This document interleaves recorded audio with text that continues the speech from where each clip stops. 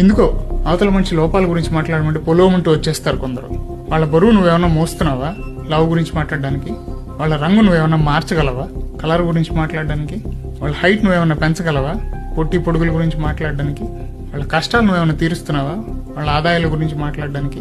వాళ్ళ పుట్టుక నువ్వేమన్నా మార్చగలవా కులాలు గోత్రాల గురించి మాట్లాడడానికి? కాదు, నీకు వాళ్ళ గురించి ఏం తెలుసని, ఎంతవరకు తెలుసని ఇంత మాట్లాడుతున్నావు, ఇంత జడ్జిమెంట్లు పాస్ చేస్తున్నావు? ఒకసారి నువ్వు ఎప్పుడన్నా అద్దం ముందుకు పోయావా? చూసుకున్నావా? నీలో ఏం లోపాలు లేవా కదా?